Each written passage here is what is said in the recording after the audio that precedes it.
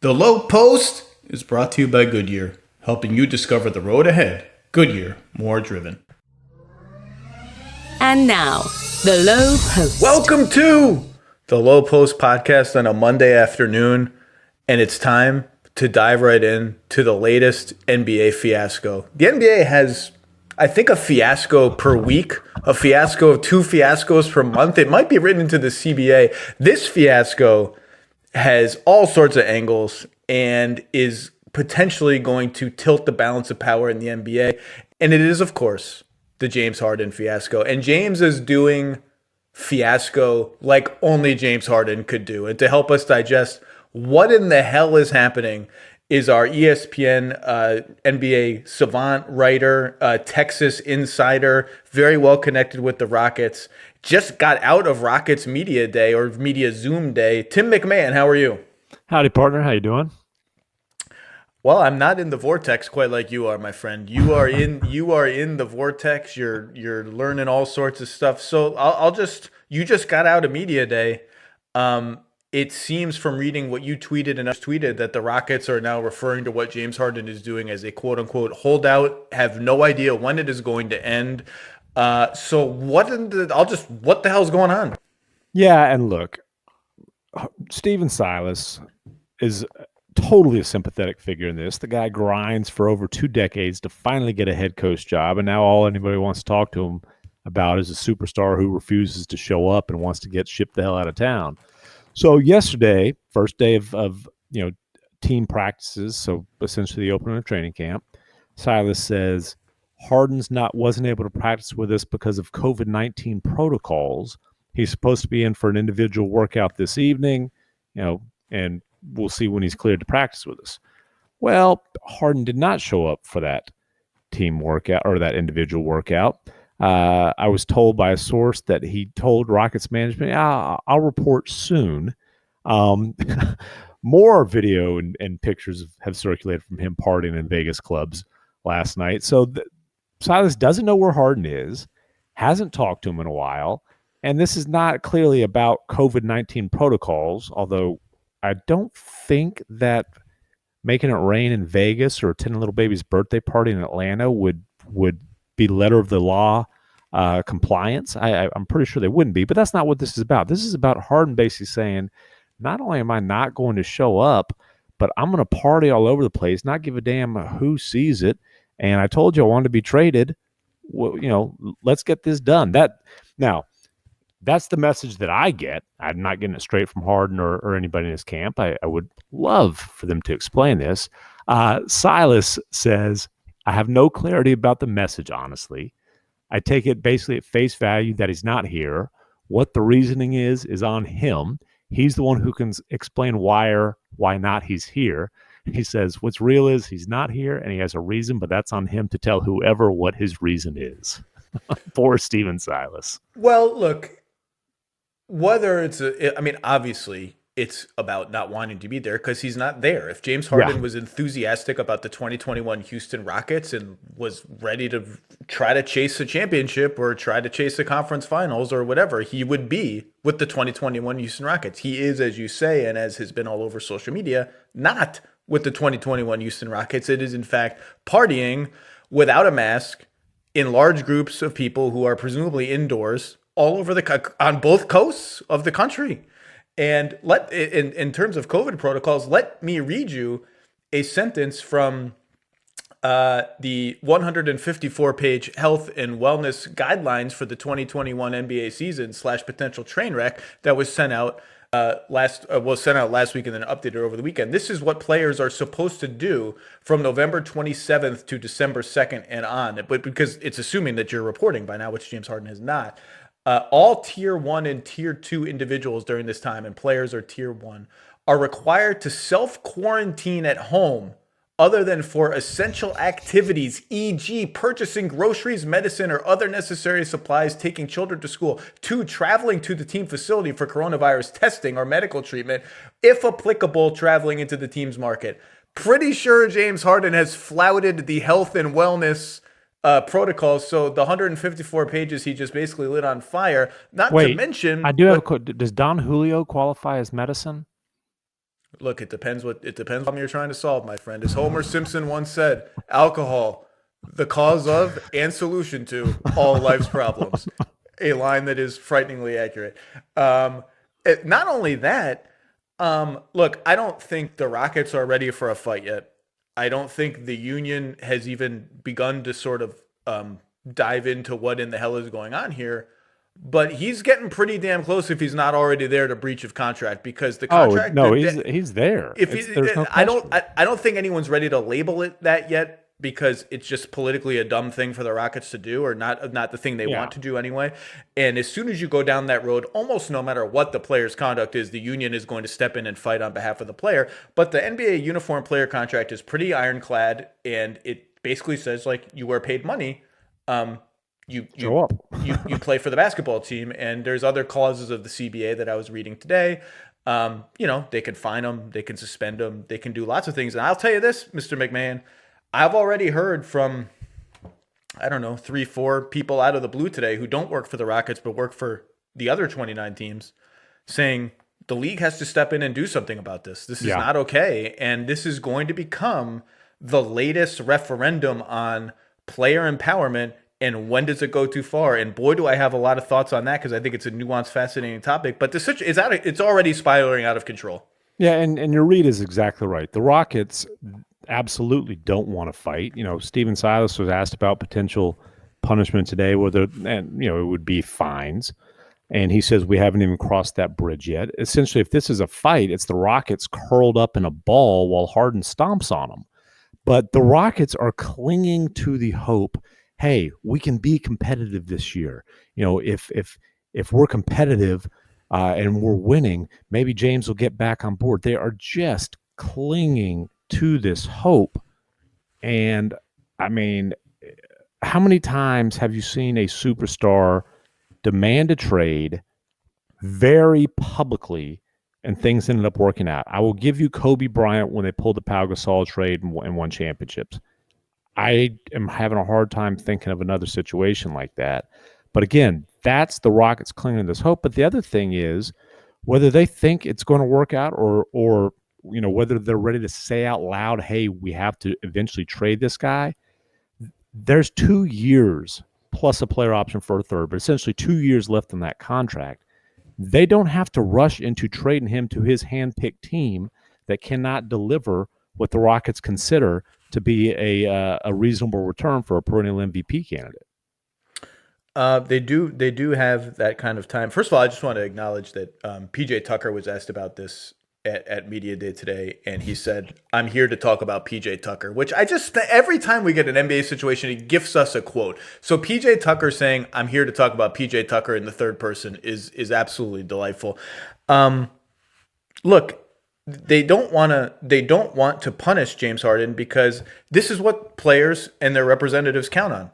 Teams do not want to be known as the team that fined a superstar player or punished a superstar player, because they fear the messaging that sends out to other superstar players that someday they would like to acquire. So they're also just accustomed to kissing James Harden's ass. They've been doing it for 8 straight years, and that's part of what has gotten them into this predicament where he sees that the championship window has almost certainly closed in Houston.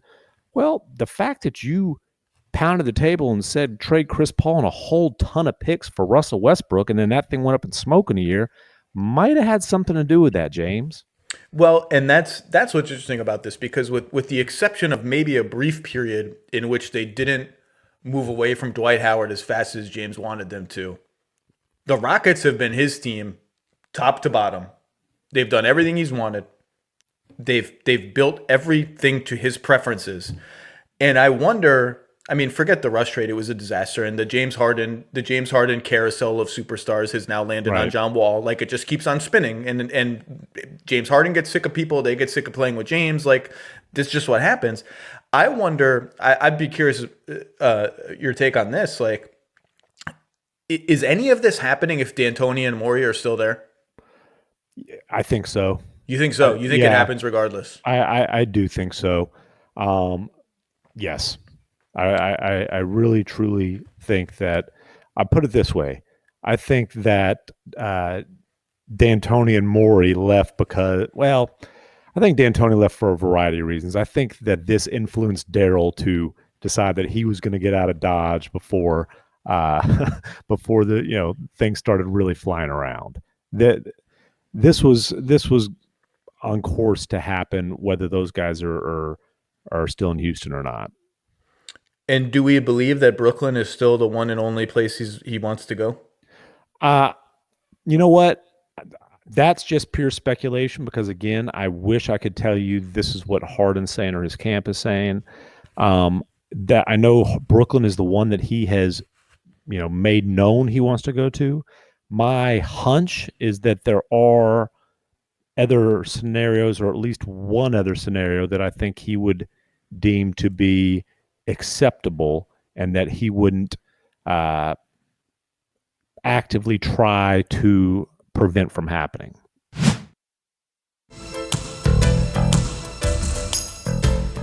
We should hit the player empowerment thing because, I wrote about this after the Kawhi PG thing happened.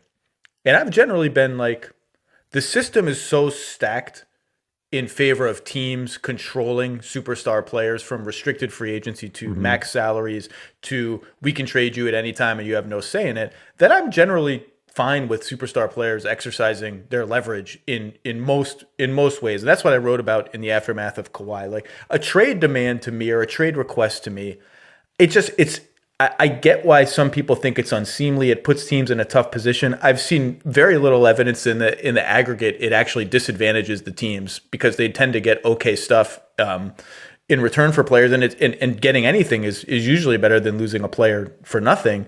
And all that does to me, as I've said before, is sort of even the balance of power, right? It's the balance of power in terms of determining where a player can go has been tilted historically in favor of teams, and the players are tilting it not out of balance, but back into balance. That said, what I wrote in that piece is this. There are things that have happened that tread pretty close to a violation of what I would just consider the ethos of competitive sport and employment. Yeah.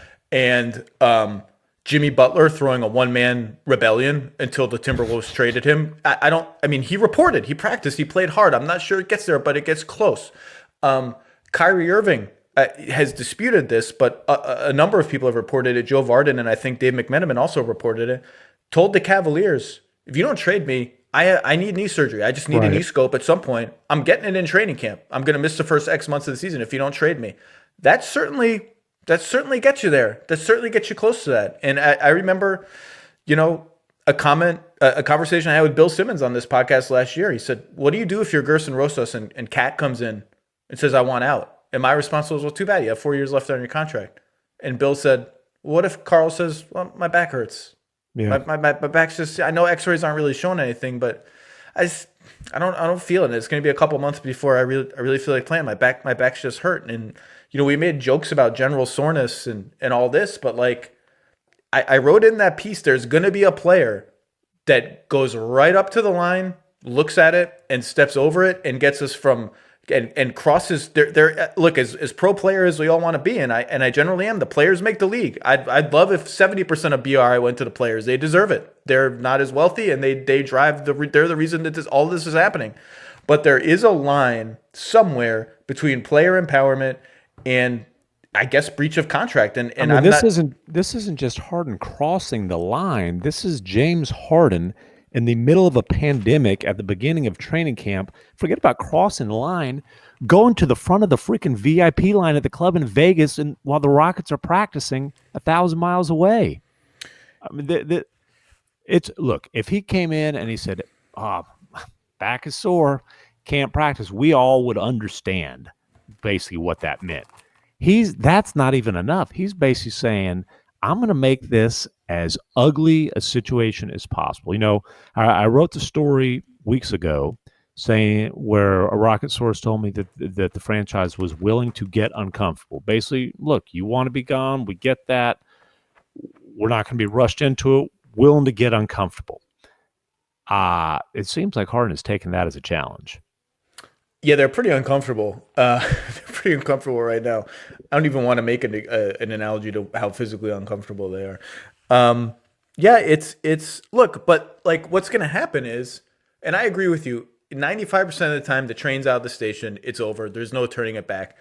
James Harden will almost certainly get traded if he wants to get traded. Okay, that's what happens eventually.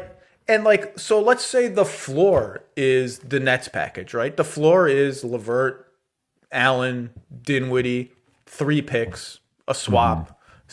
And you haggle over where the picks are. Are they further out when Houston wants them because Brooklyn could be bad? Are they closer in to current times where Brooklyn wants them because they're pretty damn assured of being amazing? How do the swaps look? What's the price? You haggle over that. That's not nothing. Chances are it's not going to turn out to be great. It's going to turn out to be like what the Pelicans got for Chris Paul, which is like nobody even remembers anymore. Or the Hornets got for Chris Paul. No one even remembers anymore because it like looks okay, and then it turns into like not kind of like what the Thunder got for James Harden. Looks okay. Like what does it really? Jeremy Lamb, Kevin Martin, a couple picks. Steven Adams. Like that's the one lasting thing, and now he's gotten them another pick in George Hill. So blah blah blah. Chances are, but like it's still some tools to play with. That's not just James Harden walking away from you in 2 years for nothing. And I still think if they don't want the Nets package, I still think another team is going to come in. And we all know what the obvious suitors are, right? Like we can all say them, but James Harden is that good. Like he is that much of a difference maker. He's one of the 6 best players in basketball. He's a walking playoff berth. He's a walking top 3 MVP finish. You can quibble with his postseason record, and I certainly have, and he certainly deserves it. And he's throwing up some stanky stinkers, but the man is amazing. And I just find it hard to believe that Houston, no matter how poisonous this situation gets, is going to arrive at a trade market that's Brooklyn and nobody. I think there will be a team that steps up and says, our offer is better, and you and I maybe could speculate on what those offers might be. I just still think it's going to end up like as ugly as this is right now and seems right now. I still think it's going to just end up in the same place where it would have ended up if he just showed up and played anyway. Probably. You're probably right. And maybe I'm being naive. I don't know. But you say probably. You don't have to agree with me. I don't know. I feel like as much as the Rockets want to think, hey, we can salvage this, I feel like James Harden will be traded by the deadline. I don't feel like the Rockets can be rushed or will be rushed into trading him for what they consider 60 cents or 70 cents on the dollar from the Nets right now. I don't think they're going to just say, okay, James bullied us into making a bad deal. But I agree with you. Other opportunities will emerge, I believe, by the deadline. But, part of this, though, is that if James is going to be this flagrantly, this big of a pain in the ass when he's not happy, then if you are a team that it might make sense for you and you might think it's worth a shot to get a minimum of 2 postseasons of James Harden, but he doesn't want that, I think it will limit the pool of potential bidders. I'll throw out an example. And let's start with this. The Rockets want, in any return for James Harden, there has to be a young franchise cornerstone type of talent and a Jrue Holiday-esque package of picks.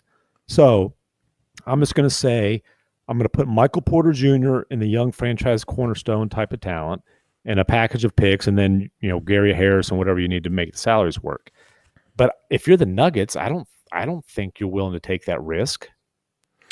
Yeah, I heard Sins on his podcast last week for that very reason, pitching a 3-team trade with Brooklyn, Denver, and Houston, where Houston gets Michael Porter Jr., but Brooklyn gets James Harden, and Denver gets a whole lot of stuff. I don't know whether I don't even remember the specifics as I'm saying this now. I don't know if it made sense for Denver to do it really, but they did get a lot of stuff.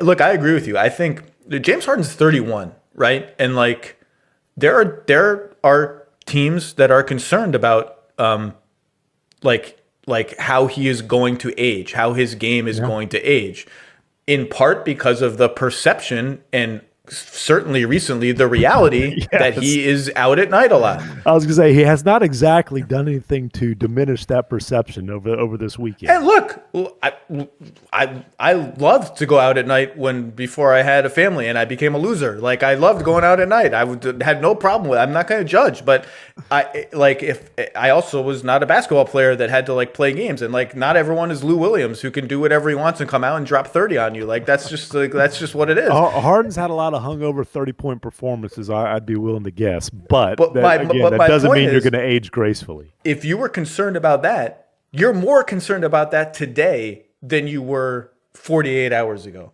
For sure. But I've played this game before of sort of like which young cornerstone is actually available to you for James Harden. And I don't want to repeat it because I've done it a couple times on this podcast.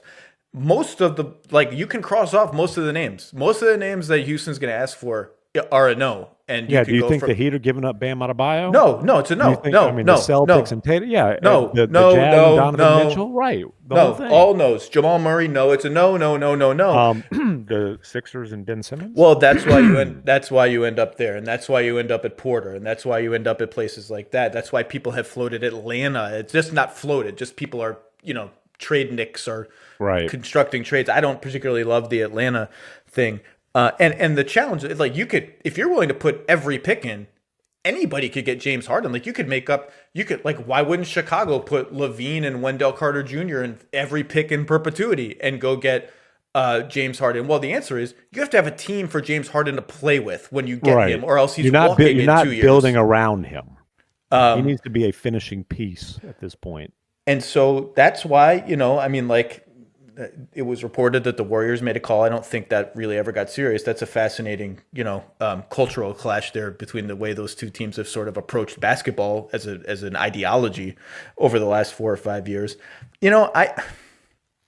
Tatum, no. If they call and are express interest in Jaylen Brown, don't you have to at least? You got to have a meeting about that if you're the Celtics. If it's not Tatum and it's Jaylen Brown and Marcus Smart and a bunch of picks, you at least gather people together and take a poll and talk it out. That's reasonable. It's New Orleans and Oklahoma City have all the picks. I don't think either. In theory, Brandon Ingram you could maybe start there with a bunch of picks, and you could get to something that might make sense. That's an offer. How would Zion feel about playing with James Harden? It's an offer I've written about in I wrote a column about the Nets fit, and I said here are some other offers, and I wrote that, and you could argue it threads the needle between satisfying today and keeping tomorrow somewhat okay, and it just seems like a move that are they really going to? It's just one of those ones are you really going to do that? So I don't know, and that just brings you to Simmons, and look. I don't care what anyone says now. I just don't. Those two teams are going to talk at some point. That offer is going to come up. It has to. It's too obvious. And I don't, it is interesting because James Harden is 2 years away from being 33 and asking for a max contract. And Ben Simmons is under contract for the next 5 seasons. And he's 24 and he just made an All-NBA team. James Harden's better. He's 7, but Ben Simmons is 7 years younger under team control at a cheaper price for much longer. And they just made all these deals to surround their two guys with shooting. I could see the Sixers reasonably saying, hey, before I upend everything, and the Rockets may even demand more than Ben Simmons. And I could see the Sixers I'm telling you, they will demand a ton of picks without question. And I could see the Sixers saying, no. He's 7 years younger, and his contract is what it is. You get nothing more than Ben Simmons, and you will like it, and that's it. And maybe they never talk. Maybe it never happens. I find that very hard to believe, but they did just upgrade their shooting to see if it works, and I could see them saying, before we upend everything, let's play 50 games. Maybe we're awesome. Maybe Joel Embiid has his best season ever. Maybe Simmons makes another step. Maybe this whole thing about does he shoot threes, does he not? It's clear that Doc's not going to make that an issue. Maybe that frees him to play inspired with the rest of his game. Maybe with more shooting, we're amazing. I don't know what the end game is, but I would be surprised even saying all that if at some point the Sixers don't have talks about it. No, I 100% agree with you. Now, the other thing there is the Fertitta-Morey dynamic. Let's be honest. Daryl Morey absolutely quit on the Rockets. Whoa. Talking about, no, he did. He talked about he needed a gap year, spend time with the kids, and then, slept on it. Next thing you know, he's with the Sixers. So if you don't think there's hard feelings in Houston about not just the way that Daryl Morey left, but how he, just hopped on that Sixers bandwagon so quickly. There absolutely are. having said all that, it's not like there's a lot of potential hardened deals out there that would make sense. And I think that I think that Tillman Fertitta could get over any hard feelings for Daryl Morey if that is clearly, the best and maybe the only way that they're going to get legitimate value for James Harden. And again, the Rockets still have not gotten to the point where they're at least comfortable saying out loud that they're going to end up having to trade James Harden. But, I think we've seen this movie before. And maybe he'll, you know what? It's not crazy to say, yeah, he's going to report. Because if he doesn't report, then a lot of other things could potentially happen.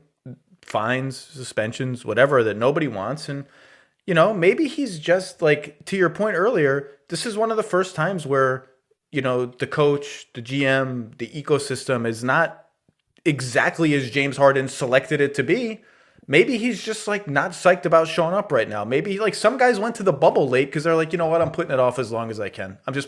Maybe he's just putting it off and he shows up and Wall looks all right. Christian Wood's good. James Harden by himself is a walking playoff berth. I don't think Houston's out of line or out of sanity to think if we just get him here, he's a competitive guy. He's an Iron Man. He never misses games. The team might be pretty good. I don't think that's nuts. It just still feels like the horse is out of the barn or whatever phrase you want to use. Are you trying to get all Texan with me? I don't know. I mean, they have horses elsewhere. It's not just a Texas thing to have horses in we've barns. Got the biggest horses in Texas, though. Do you really? You shoot them up with all sorts of steroids? I don't know. I've actually, believe it or not, I have never rode a horse before, but I have been kicked by one. This is true. Ooh. Yes. Where? On your body? Where? I was fortunately not. It wasn't, I guess, not a direct hit. I was a young lad, but I was kicked in the noggin by a horse. Which go ahead and speculate how much that explains things. Hey, look, animals in general, just don't mess with them. Animals, you have these people who have chimpanzees as pets and tigers as pets, and then everyone acts all surprised when the tiger one day is like, I'm a freaking tiger. I'm going to eat you. That's what they do. It's don't mess with animals. Horses. I'm surprised you survived. I've also never ridden a horse. You know what? Don't really want to. Doesn't seem comfortable. Seems like there's a lot of jostling. I'm just not interested in it. Not interested in the experience. Well, I don't really know what else to say. I mean, I don't think there's another sneaky. Well, I actually do two other things I want to say. Number one, I do think not Bam, but I do think another one is Miami has a meeting about Hero. If you could, and I just texted Bobby Marks to check, they can trade their 2025 and 2027 firsts. As long as they change their protections on the 2023 one. And Miami, look, they love Tyler Hero. They don't want to trade Tyler Hero. They don't want to trade. It's not even a no-brainer to trade Tyler Hero for James freaking Harden, who's a top 3 MVP finisher. That's how much they love Tyler Hero. But you have a meeting about it. And maybe Houston loves Tyler Hero. Well, I'll tell you this. It's not possible, but I would love to give a few key members of the Nets truth serum, should such a thing exist. I think there's a Harry Potter truth serum potion. Maybe that could be what we give them. And just ask them, just theoretically, what if the Rockets ask for Kyrie instead? What do you do? I mean, if you're asking for my advice, if I'm the Nets, I pull the trigger on that in an absolute heartbeat. There's no question about that. I mean, that's that's a no-brainer. Right. James Harden's just better, and you don't compromise your future. You keep all your picks. Everything's great. I think it's a home run. It's just the assumption that I have, and that most around the league have, is that KD and Kyrie came as a package. It's just a non-starter. You say it's just not, and I assume that's still true. That would be an incredible. If that actually happened, I think this is the joke we've made for years and years. It will break Twitter. That might actually break Twitter for a minute if that happens. Yeah, and I have not discussed that possibility with anybody with the Rockets, but I do wonder. I mean, if you are look, this is going to be a painful experience, obviously, for the Rockets. If that trade went down, Kyrie would be extremely unhappy. So why would you trade one headache for something that's going to hurt just as much? It just is a fascinating theoretical thing, and that's all it is right now. To be 100% clear, there's nothing to it. It's just sort of like a natural place of speculation that you would I even wrote in my piece, like even if that can't happen, if it goes badly between the three of them, then Kyrie is your sort of like get our picks back card. You trade Kyrie somewhere else down the line and get your picks back. Well, I just don't. I mean, what happens now, Tim? You just zoom into Rockets practice every day and ask the same questions and get the same answers until there's a change. I mean, is this just your life now? I mean, it's a fairly large part of my life. I'd like to think I'm a little bit more well-rounded than that, but that's of course. I don't know if that's the truth. Yeah, it's a strange time. And look, this would be a strange time if we were actually able to show up to the arenas. But now it's like you kind of and Steven's at a certain point, Steven's not going to have anything else to say about it other than like, hey, I don't have any answers. Like I told you guys, I don't know when he's showing up. What do you want? What more do you want out of me? Well, we just kind of play the waiting game, I guess. As the NBA turns. All right, Tim McMahon, stay safe down in Texas. Don't mess with any more horses. I hope to see you soon, and it's always good to talk to you. And stay on the Harden story, man. You're kicking ass. You're all over it. Thanks for coming on. All right, appreciate you, brother.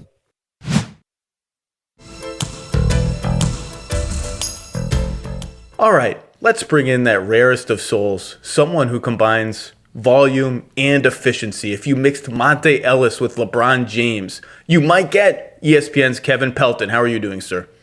I'm doing well. I'm not sure you'd get complete agreement on the efficiency part of that. I think people have conceded the volume for sure, but... Well, CJ McCollum has some bones to pick with you, my friend, and that's why we're bringing you on. You released your win projections for the 21 NBA season, which somehow begins in 2 weeks. I think the Lakers won the championship 8 days ago, and the season is starting now. And there was, we'll focus on the West today because I did a lot of East last week. The West is loaded with just, well, first of all, it's loaded. Second of all, it's loaded with interesting teams.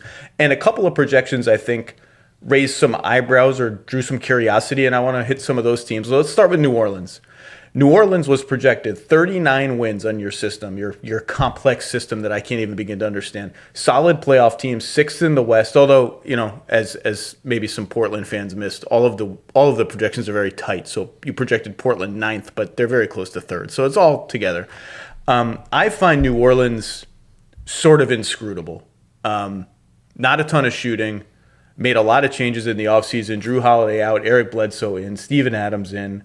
I think they're going to start, according to what Griff said last week, Lonzo Ball, Eric Bledsoe, Brandon Ingram, Zion Williamson, Steven Adams, which is an interesting lineup, almost totally lacking in shooting outside of Ingram, who I think the jury's still a little bit out on how real his three-pointer was last year. I think it was the catch and shoot part of it, I think, was pretty real. And the depth we can talk about is a little questionable. I find them hard to project, and here's sort of the epitome of it. Number one, it was much ballyhooed that with Zion on the floor pre-bubble, they were kicking the crap out of everybody. It was like plus a gargantuan amount. In the bubble, with Zion on the floor, they got the crap kicked out of them and allowed a defensive efficiency so bad that I thought it was a typo when I first looked it up. And Zion, of course, looked like a mummy, and that was not entirely unpredictable given how his rookie season went.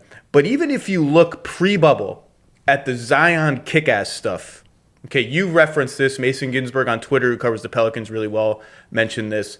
The Zion starting lineup with Favors, Holiday, Lonzo, and who am I forgetting? Ingram, was beating up on bad teams. And if you break down their efficiency further, they were killing it in transition, and which makes sense given the makeup of that group, and particularly Zion and Lonzo. In the half court, they scored at a really, really bad rate, about 96 points per possession, which is below average. And that, I think, reflects the lack of shooting. And if you drilled even further, as now Coach Stan Van Gundy and I talked about on the Lowe Post, their pre-bubble defense with Zion on the floor, which was so good, I think was largely fictitious based on just randomly awful opponent three-point shooting and some other things. It may have had as much to do with Favors as any other player, Favors returning from injuries, any other player on the team. So given all of that and the new coach and the new players, I just sort of throw my hands up like, I don't know what the hell this team is. But your system seems to think they're pretty damn good. Did that surprise you at all? A little bit. I mean, I would say yes and no. No to the standpoint that dating back to when Zion came back last season, statistical projections have tended to be pretty favorable for them. You remember that before the shutdown, the 538 model had them as a huge favorite to overtake Memphis for that 8th seed back when we thought it was going to be a normal 82-game schedule. Going into the seeding games, into the bubble, they were a pretty huge favorite in the RPM-based projections I did at that point. Obviously fell short for some of the reasons you dictated. They didn't just fall short. They collapsed. Fell on their face like a drunk dude leaving the bar at 3 a.m. It was so bad. The bubble, it was just, it cost Alvin Gentry his job. They were just ill. They were just not prepared. They looked unprepared to play basketball again. If the bubble were those 8 games were a 100-yard dash, they fell down about yard 60, I think is the answer. And then they played deep reserves for the last 40 yards. So from that standpoint, I wasn't surprised. I was a little surprised from the standpoint that, first off, the moves they made over the offseason seemed to weaken the team. Obviously, Drew Holiday was a huge part of why they projected so well at that point. He's always done well by these, kind of on-off based metrics. And even though Eric Bledsoe rates pretty well during the regular season, I think is maybe a little underrated because there's just so much focus on how much he struggles during the playoffs that, well, hey, during the regular season, he actually has been a huge part of Milwaukee's success the last couple of years. He's been a plausible all-star choice for the last 2 seasons. He didn't make the team either season. I believe I put him on my personal team in one of the 2 seasons. He's been a very good regular season player. So I think that's a big part of it. And, you also talk about what can't projections incorporate, or at least this particular projection, and fit in shooting is a big one that isn't incorporated. We're just rating the players as individual talents and, haven't come up with a good way to sort of adjust that based on who you're playing with. So if playing Lonzo and Eric Bledsoe and 2 traditional bigs together, shrinks the floor to the point that you can't do anything, then that's not going to necessarily be reflected in these projections. So I was a little surprised from that standpoint that they were in that group of the top 9 teams in the West that, as you say, other than the Lakers, pretty interchangeable projection-wise. Well, and what's interesting to me is I think to score well, that group is going to have to run like all hell. And they certainly have the personnel to do that between Bledsoe, Lonzo, Zion in particular, right? Steven Adams will just beat the crap out of people, box them out, allow everyone else to get rebounds just like he did for Oklahoma City, and the rest of the people will run. And Steven Adams will jog slowly and then come back and play defense. But historically, Stan Van Gundy's teams have not run hardly at all. Their pace rankings, I looked at every pace ranking for a Stan Van Gundy head coach team dating back to Miami: 23, 17, 12, 11, 14, 22, 21, 29, 21, 21, 21, 23. They don't force turnovers, which is a classic way to obviously get out and run. The other way to get out and run, obviously, is to get defensive rebounds. And this was a mediocre defensive rebounding team last year. Zion was a hellaciously bad defensive rebounder, so bad that it doesn't even make any sense. Steven Adams is obviously a great defensive rebounder, but if they're going to get out and run, and I think they're going to have to, that means Stan is going to have to encourage them to do that. And Stan's smart. He sees that. He's talked about it. I assume he's going to get out of his comfort zone that way. And they're going to have to probably defensive rebound really, really well. And I think they can. But there is a little interesting dissonance between, I think, how this team has to and wants to play and how past Stan Van Gundy teams have played. Which maybe speaks to the big difference between this and his last job in Detroit is that he doesn't have any say in the ingredients. He's just cooking at this point with the ingredients that, obviously has some say. Every team incorporates that opinion, but not the same role that he had when he was vice president of basketball operations. And sort of seeing, because one of the big swing questions here is how much did Stan, the president of basketball operations, undermine Stan Van Gundy, the coach in Detroit? And is he still one of the very best coaches in the league, as I think we all thought he was in Orlando? Yeah, I would agree. I still think Stan is going to be a top X coach. 8, 7, 10, 11. I think Stan is, Stan teams are going to pluck most of the low-hanging fruit. Now, this is a younger team with sort of kind of wild personnel in terms of the way they play. So I'm not sure if they're going to have the sort of discipline of a typical Stan Van Gundy team, but it will be interesting. And look, obviously, one of the things that the projections are probably taking into account is A, Zion playing all or most of the season, and B, Zion already being a monstrously productive rookie who single-handedly gives your team Shaquille O'Neal's shot profile. Like when Zion's on the floor, all their shots come at the rim. They get to the line, they offensive rebound everything. He and Steven Adams are just going to bludgeon people on the offensive glass. They should lead the league in offensive rebounding rate. And he should probably get better in year 2. Brandon Ingram should probably get better in year 5. And the systems are probably taking that into account. I also worry. So the lack of shooting is an obvious one, right? I worry a little bit about their depth. How many guys off the bench do you trust for this team? I mean, the answer is 2. I think it's JJ Redick and Josh Hart, right? I felt pessimistic concluding that, but because like it's funny, like Jackson Hayes is in his second year and he's intriguing because he just runs and dunks and can catch lobs and all that, and he'll probably get better, right? Nicole O'Malley is one of those guys who he's like a regular season innings eater. Like you can play him in a lot of regular season matchups. He can shoot. He can play with Zion. He can play maybe even with Adams a little bit. They played him at some 4 last year, which I think is untenable. In the playoffs, I think if they ever get there, it will become a different story for him. So like they'll get something out of him.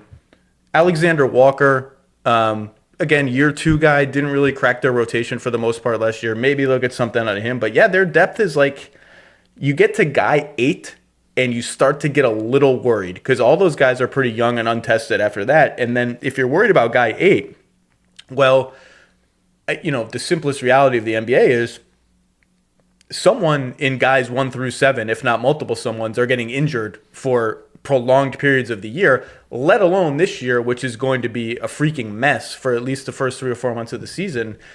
And maybe that happens to everybody then. Maybe everybody is playing guys 8 to 13 way more than they want, so it all cancels out. But this is the year for depth, I think. This is a year where depth is going to come in handy, and that makes me a little nervous about the Pellies. Yeah, and the other thing is they're going to have a hard time making in-season improvements because usually if that's your issue is guys 8 through 15, like it's a lot easier to find the 8th guy than it is to upgrade your starting small forward or whatever that need might be, or to find the 3rd best player on your roster. But they're $500,000 from the luxury tax with a full roster if they keep 15. That was the downside of spending $28 million on Steven Adams after his trade bonus was picked up so that they could extend him, is you're paying him all that money. They couldn't dip into their mid-level exception at all to upgrade the bench, and they had to fill out with just a bunch of minimum salary flyers, the Wenyen Gabriels and the Billy Hernan Gomez's. I thought Wenyen Gabriel had like a sneaky fun little bubble time. I was a little surprised that Portland moved on from him after that, although I think clearly they think Harry Giles is like the better long-term project of those former Kings backup big men. Wenyen Gabriel plays hard, man. He's like diving around, flying around. He plays hard. I was surprised, frankly, that he hung around in free agency as long as he did. I thought somebody would snap him up at maybe a little bit more than the minimum or something right up early, but nobody did. So I think a worthy... But again, flyers, like Sindarius Thornwell, flyer. Like you're not really probably going to count on anything from him. Yeah, so I would have preferred to spend less money on the center position somehow, even if that was maybe slightly less money if someone like Al Horford, and invest a little bit more in terms of the filling out the bench. The Adams extension surprised me. And I love Steven Adams, like one of the most delightful people in the league, is about all of the right things, plays incredibly hard, and does do the cliche little things that help you win, like boxing out, setting screens. Like as cliche as it is, like that stuff actually matters. It's really important.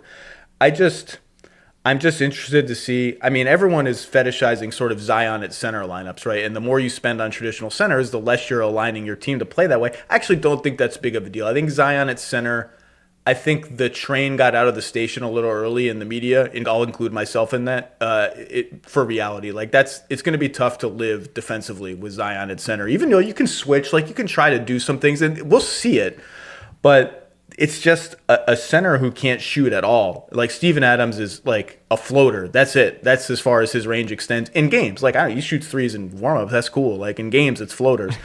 I just didn't expect them to spend that much money. And like Steven Adams has had a lot of bumps and bruises in the last couple of years and has looked pretty creaky at times. Like that deal made me a little nervous. Yeah, and to commit to it without seeing what the fit looks like whatsoever. It's interesting because I think there was a happy medium. As we talked about, they were better with Zion and Favors, despite the fact that Favors isn't really a stretch option.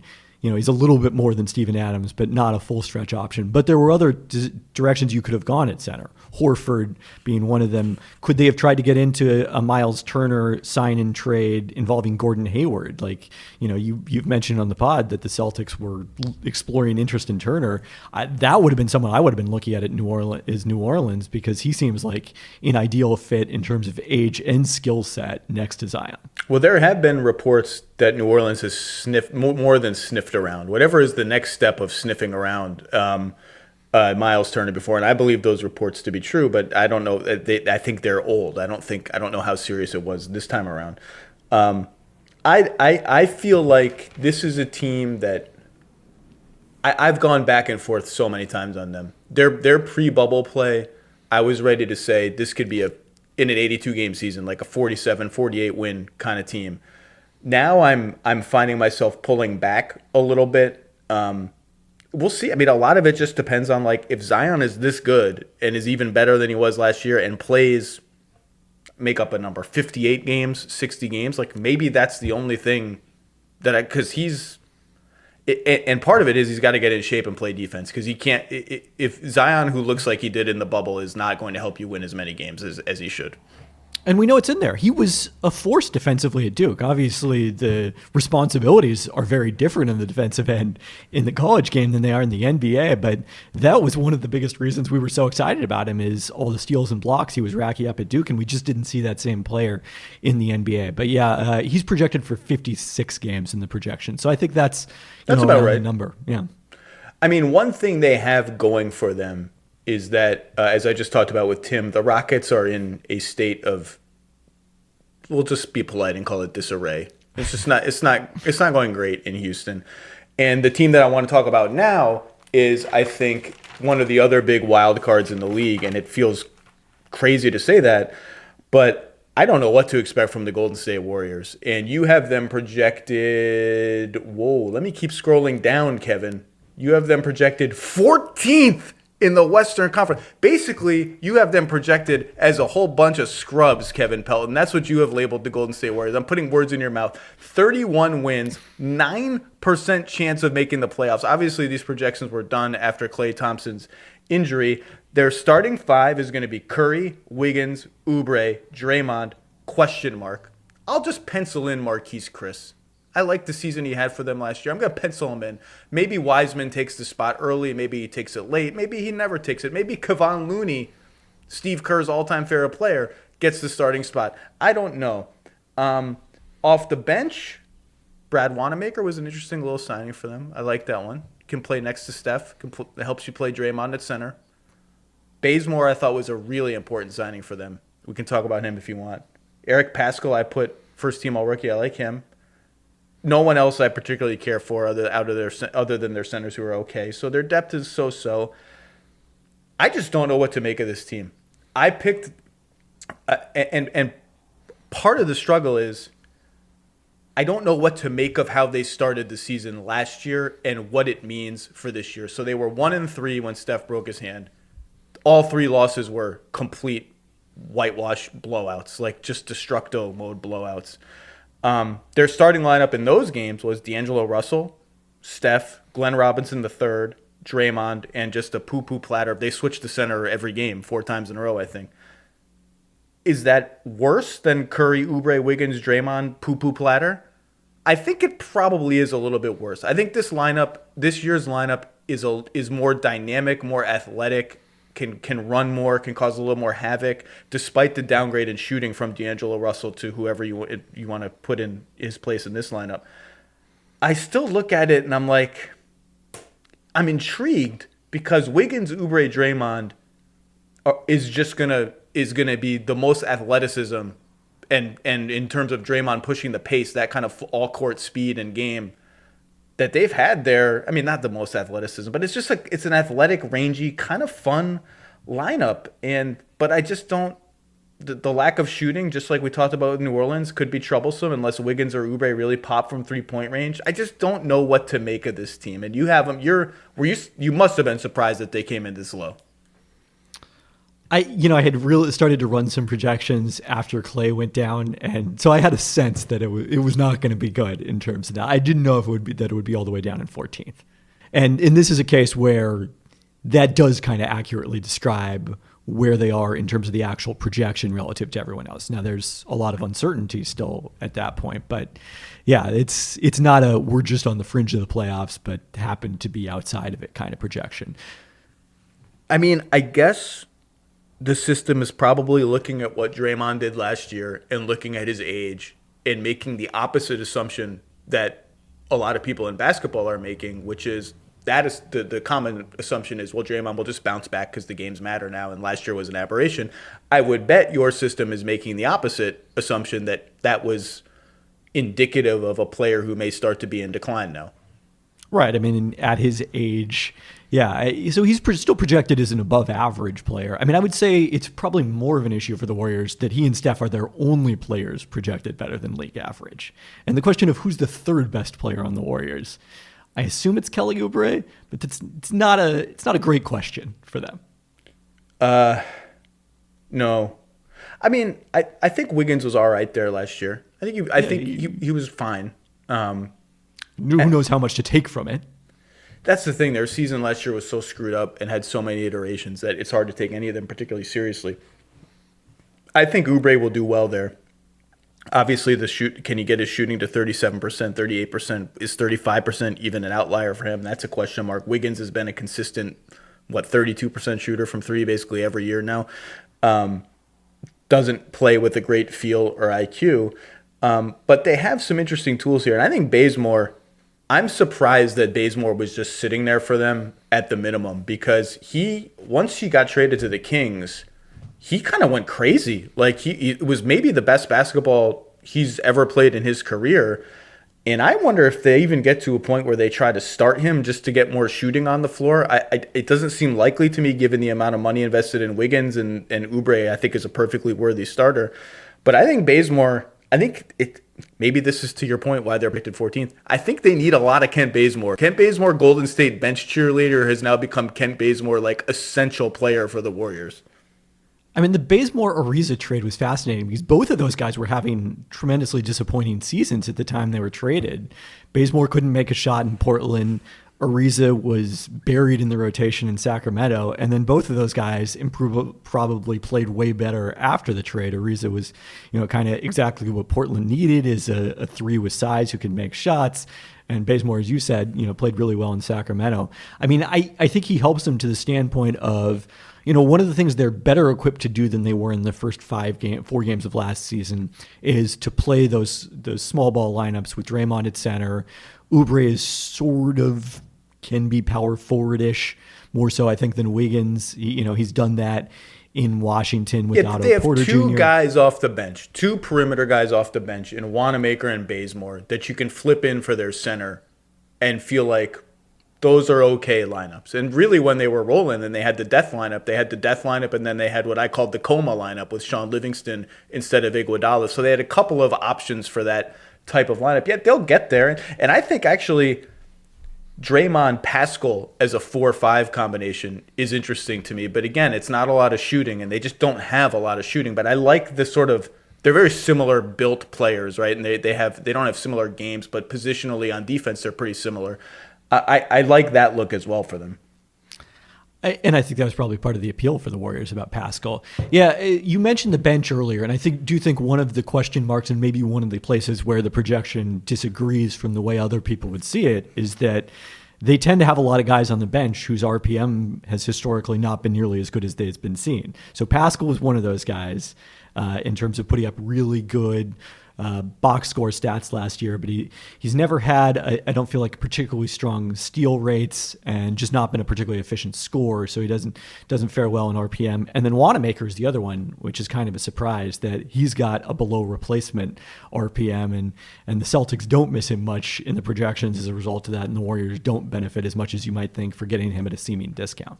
I kind of like Brad Wanamaker. He looked very comfortable in the playoffs, made shots for them in the playoffs. He's big, plays hard. I like him in the role that he's getting. I liked him in his role in Boston. I like him for the Warriors. Yeah, I mean, this is going to be a really interesting year for Steph because obviously last year was kind of a lost season.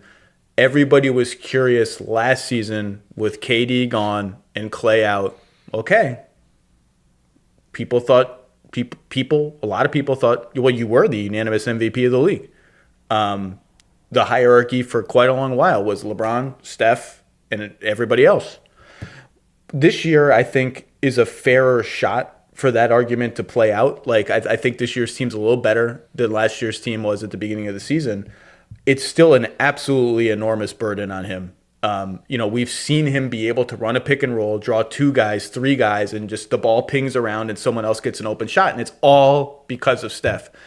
But I just remember I had Max Kellerman on my podcast once, and he just fundamentally does not believe that Steph Curry can be in the same conversation as LeBron James, Kawhi Leonard, Kevin Durant, probably Giannis at some point, because he's too small.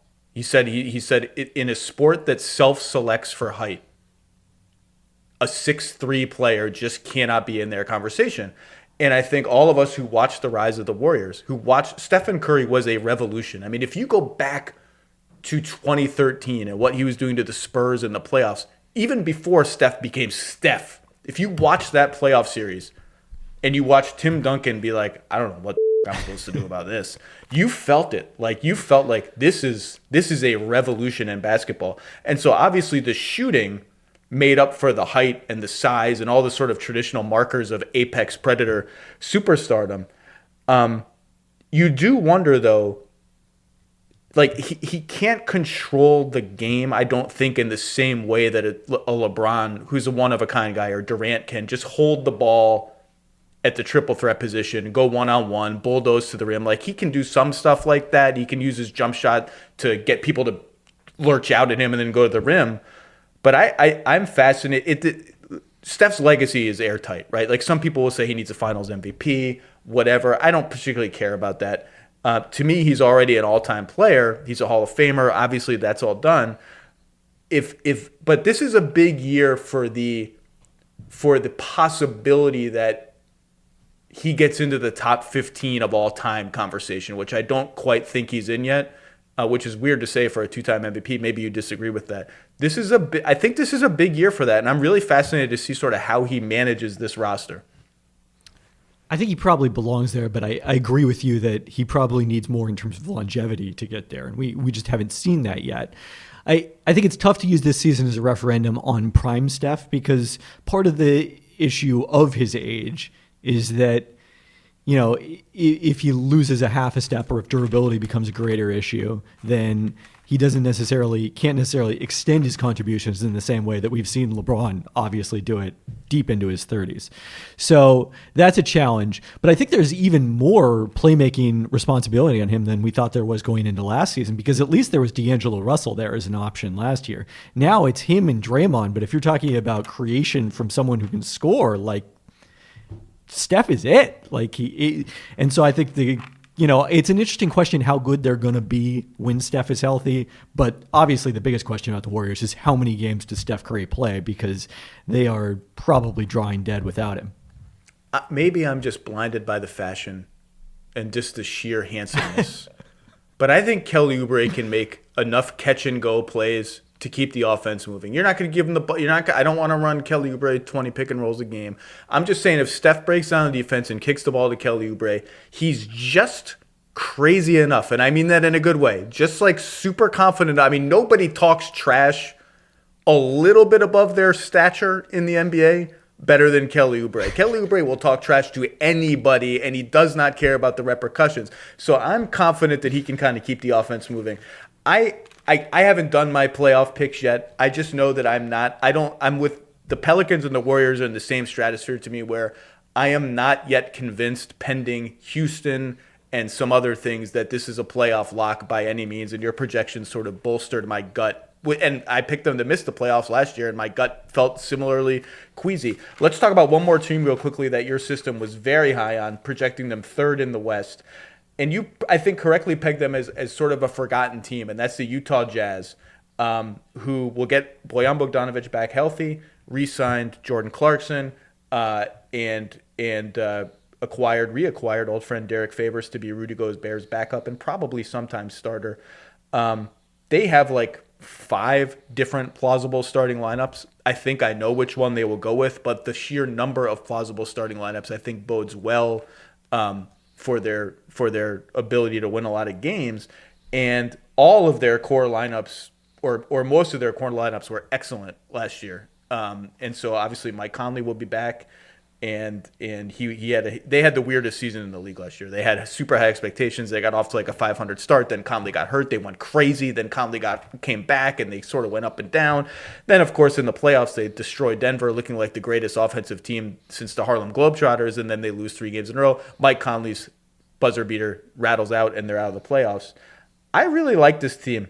I'm not necessarily ready to say they're like a title contender, but I think they're right one rung below. I just think they're rock solid. I think they're deep and they're not going to beat themselves. They don't have a weak spot like what happens when Gobert sits, kind of weak spot. I don't think they have an obvious sort of like these are their 12 minutes a game where they're vulnerable. I just think they're a rock solid team. Yeah, I mean, that Conley shot is one of the fascinating what-ifs in NBA history. I screamed. I shrieked. I jumped off my couch and shrieked. I mean, if he makes that shot, the Nuggets aren't there to beat the Clippers. I shrieked when Torrey Craig took the layup. First, that was like a pre-shriek. And then I somehow missed that. I was like so caught up in what had happened at the other end of the court. That was Donovan Mitchell turning it over? Gary Harris poked it away from behind, I think. Yeah, that I somehow like was looking down, didn't pay attention, and then when I look up, the shot is going up from Conley, and I'm like, wait, where did that come from? I emitted a noise that could just be best described as a shriek. I don't think it's a noise I've ever made before or since. It frightened my wife, who didn't understand why I was reacting this way.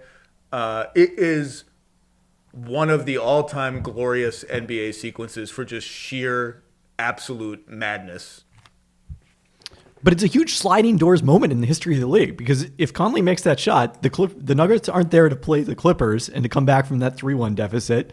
Who knows what happens with the Clippers playoff run? Is Doc Rivers still there? He's not in Philly. Like, there's just all these tentacles that are coming out from this one shot. And it was down, man. It was down. It was down on TV. People who I talked to who were at that game, sitting with the right vantage point, like behind Mike Conley, all thought it was down. I just can't imagine if I were Tim Connolly or Dennis Lindsay, I probably would have just fainted. Like, I would have needed medical attention. I don't know how you run a team, watch that happen, and just like trudge back to your hotel room. I don't know what I would have done. I mean, our buddy Seth Partnow last year during the playoffs was just like thrilled to not be going through the emotions of the playoffs now that he's joined us in media at the Athletic. I think if I worked for the Jazz, I think there's like a 60% chance I would have violated the bubble and like brought down the whole league. Like somehow, just in anguish, I would have ruined the whole thing. No jury would convict. So one of the things that changed because of that is now Denver is seen as this team on the ascent, which, you know, I think they are with their young talent, because they got to the conference finals, because they upset the Clippers, took a game off the Lakers in a competitive series. And I think Utah is seen as a different tier than them, even though they played evenly over a 7-game series. Both teams had some pretty crucial injuries in that series. Gary Harris came back midway through. Will Barton was out the whole series. Bogdanovich on the Jazz side. The Jazz were I think a game and a half back in the standings, but they had the better point differential last year during the regular season. And I think they had the better offseason in terms of what it means in setting them up for this year. You know, Favors, I don't know if that was the single best possible use of their non-taxpayer mid-level exception, and they've got some depth issues as well because they're dealing with a hard cap, similar to a lot of teams this year. And have several young guys off their bench who aren't proven. But, you know, they've solidified that backup center spot. Clarkson solidified the backup guard spot. One of those guys, whether it's O'Neal or Ingles, coming off the bench at forward. I don't believe Jordan Clarkson. I don't believe the season he had last year. Like, I understand the Jazz were in that cap hell prison where it was like you just don't have a choice. I don't believe the shooting numbers. I don't believe them. I have to see him come close to replicating it. This is something I've never said before. I'm more optimistic about Jordan Clarkson than you are. Yeah, I've never been that big of a Clarkson guy. Me neither, for sure. So that's an unusual position for me to be in. But I mean, I think even if he plays 90% of what he did last season, then, the other question is, what are they going to get from Mike Conley? Because he was at the center of that uneven season that you talked about, struggling so badly his first time out of Memphis. Was he washed up? Was the big question mark. Then I think he played reasonably well the rest of the season and reasonably well in the bubble, despite dealing with his own, being away from the team for the birth of his child. So, if they get Mike Conley, who's somewhere in between the one they saw last year and the one we saw in 18-19, who was a legit all NBA contender, then I think that in particular solidifies the Jazz as a favorite at that point for home court advantage in the first round. And I think they will give him every chance to be that player. I think he will start. I think their starting lineup when the season opens will be Conley, Mitchell, O'Neal, Bogdanovich, Gobert, which was their starting lineup when last season opened. Interestingly, their starting lineup that they used when Conley was injured, which is Ingles in place of Conley, so no true point guard, was plus 14 per 100 possessions. It was one of the best lineups in the league, and I thought, well, maybe that'll be grist for like Mike Conley becomes sixth man, and that's the way it works. Now he's less sort of central in that role with Clarkson also coming off the bench as another ball handler, but my indications are that they're going to give Conley a chance to start, that will be their starting lineup. On Favors, I didn't mind it. I understand he's a center. Centers are unsexy. Spending the mid-level exception on a backup center is probably not wise. Like the Mason Plumlee deal, didn't really get that one. Although he is a Team USA mainstay. That's one thing you can't take away from Mason Plumlee. He's a Team USA mainstay. In Utah's defense, two things. Here are the plus-minus numbers on Favors and Gobert together for the past 3 seasons that they played together. Plus 8 per 100, plus 9 per 100, plus 5 per 100, mostly due to incredibly stingy defense.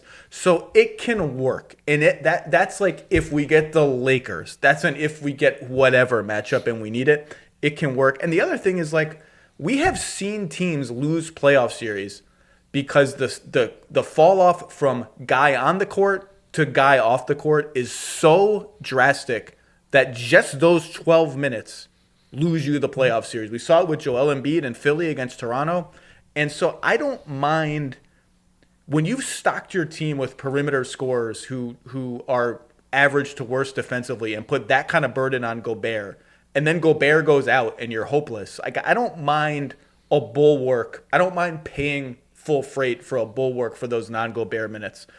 And the last thing I will say is, to your sliding doors point, I think you're right. They almost won the series. I will say the way they played the last 3 games of that series was not inspiring. It was kind of like Donovan Mitchell or pray to God that you get a basket. Like, they didn't really have a lot of juice.